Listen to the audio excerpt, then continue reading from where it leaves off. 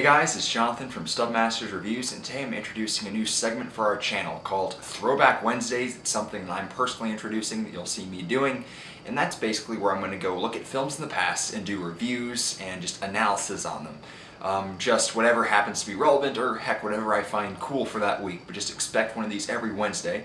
And since you clicked on the thumbnail, you know that today's first segment, the grand opening, is Why X-Men The Last Stand Doesn't Suck.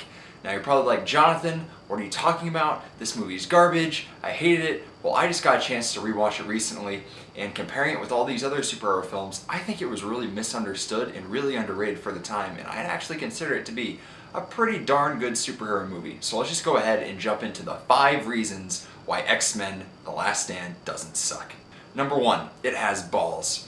By what I mean by that is that it kills off 2 major franchise characters. 1, Professor X, or Charles Xavier, and 2, Scott, or Cyclops. Now, early on in the film, Cyclops gets killed by Jean Grey when she resurrects herself around the lake that she died in as the Phoenix. And we just see a really cool scene where Scott just gets vaporized. I mean, you don't really get to see it, it's kind of off-screen, but all the indications are there. The other great thing in this movie is the wonderful scene. It's very emotionally impactful, and I think there are a lot of great emotionally impactful scenes in this movie, but especially the Jean Grey house fight. And in that scene, Professor Xavier is literally disintegrated by Jean Grey, and it looks great still to this day, almost over a decade later. It's just a really impactful scene, and I'm just surprised the movies had the balls to kill off those characters that were so key to the character, to the team chemistry, and I'm just really happy that it actually kind of paid off. The second reason why X-Men The Last Stand doesn't suck is because it has balls-to-the-wall action throughout the entire movie. You know what? You guys know this. I've been running this for 3 years. You guys know that I'm a fan of action movies. And in this movie, we have some great action set pieces. The major 3 that I want to touch up on are 1, the Jean Grey house fight that I went ahead and mentioned earlier. 2, the big fight at the end of the film, and 3, the woods fight in the movie. All 3 of those are choreographed very well, especially the Jean Grey fight. In that scene, we have Wolverine and Storm facing up against Magneto's goons as they're trying to infiltrate Jean Grey's house as she and the Professor and Magneto are having some sort of confrontation. And this scene's very choreographed. There's not a whole lot of special effects. There's a lot of in-camera practical stunt work. And then the final big CG fest that we kind of get when Jean Grey disintegrates Professor X just looks great, really impressive, surprisingly, since it's been almost a decade later. The third thing I want to go ahead and talk about is that this movie has an amazing score by John Powell. John Powell did a fantastic job with this film's score.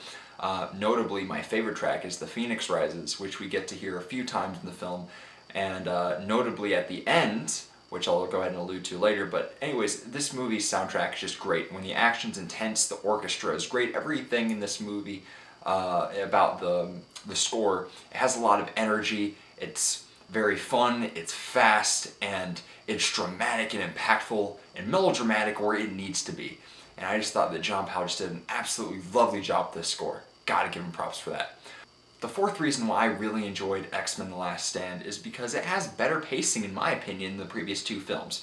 The previous films, in my opinion, which at the time were X-Men and X2 United, had a little bit of pacing issues. There were moments, there were acts in the movie where the pacing really dragged, not a whole lot was happening, and it just wasn't all that interesting. It was just a lot of characters talking about what to do next. I felt that X-Men The Last Stand actually improved upon this by cutting down the runtime just a little bit. It was closer to the first movie's runtime, about 1 hour and 44, and it's just action, and whenever there's a pause in the moment, it's just for the characters to talk about something meaningful.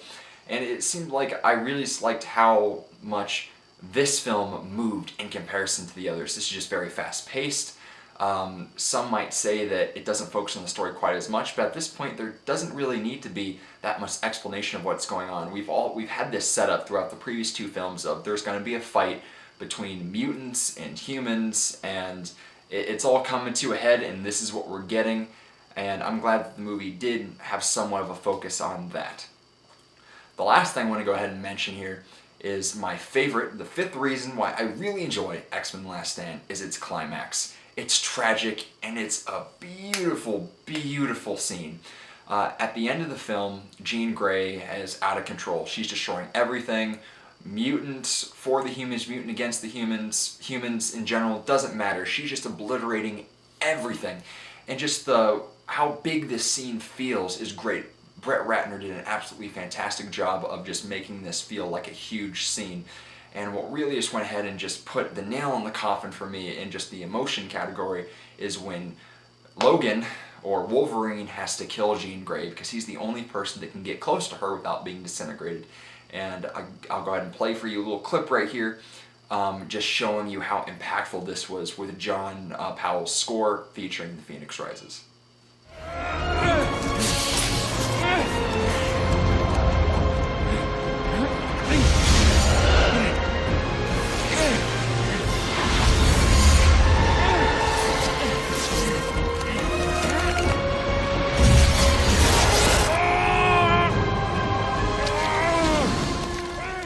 This was the best climax in any of the X-Men movies that I've seen personally. Just a single scene, how impactful it was to me emotionally, and how it really is built upon the relationship that Logan had built with Jean Grey throughout the previous two films and all Climax, and he's the only person, he loves her the most, and he's the person who has to kill her. It's tragic, it's beautiful, but it's a very suiting conclusion to a very fun film. Of course, I'm not going to go ahead and just say that X-Men 3 is without its flaws. I do want to go ahead and address that this movie does have some script inconsistencies. There are way too many characters. Like they tried introducing Juggernaut, Angel, and a bunch of other side characters that really weren't necessary to the film's plot, but they're just like, hey, look who this is. Ooh, this is an excuse for an action scene, or ooh, this is an excuse just to show this character here.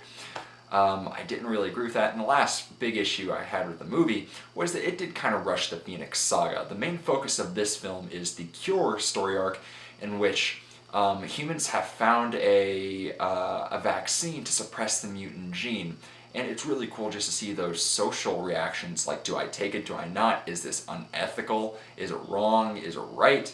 Who knows, but that was a really cool thing. But however, they really just crushed the Phoenix Saga into like 20 minutes of this movie. And that was definitely a story arc that should have been its own thing. I did a little bit of research about this, and Fox actually said, no, you can't do the Phoenix Saga 100% because it's too dark, and they thought that it would be too gritty for audiences. And you know what? We kind of know that that's okay now. Thank you, Deadpool. But anyways, guys, I just thought X-Men 3 The Last Stand was a really fun movie, and I think that it's really underrated. It gets a lot of hate. All things considered, it's actually my favorite film of the original trilogy just because of the emotional impact that it has in so many of the scenes, and how well directed it is, and how well the action's put together, as well as some excellent performances from Halle Berry, Patrick Stewart, and especially Hugh Jackman. They did a phenomenal job with this film, and I just have to applaud it. And if I have to go ahead and give it a rating now, it's not a perfect film, it's a mixed bag, it does have its issues, but overall, the pros definitely outweigh the cons tenfold, which is why I'm going to give X-Men 3 The Last Stand a 3.5 out of 5 stars. So guys, how'd you like this throwback review? Make sure to let us know in the comments. Also, make sure to like this video and subscribe to our awesome channel if you haven't already done so. You can also follow us on Twitter. You can go ahead and buy our merch at cafepress.com/stubmasters. I really hope, please, let us know how you thought about this, because this is a new thing that we're doing. If this gets a lot of views, we'll continue doing it because these take a little bit more time. But what we're trying to do now is trying to take a little bit of a different direction for our channel, because we've noticed that everyone does reviews, but it seems like you guys are our highest viewed videos and liked videos are videos that we just talk about certain things in the movie industry or certain things that are going on. Like this Sunday, we're going to have a video coming up about why Get Out is the most important movie for the African American genre in the last decade. Please, we want your feedback. If you guys think anything can be improved, comments are always open. Anyways, I'm Jonathan from Stub Reviews. Have an excellent night.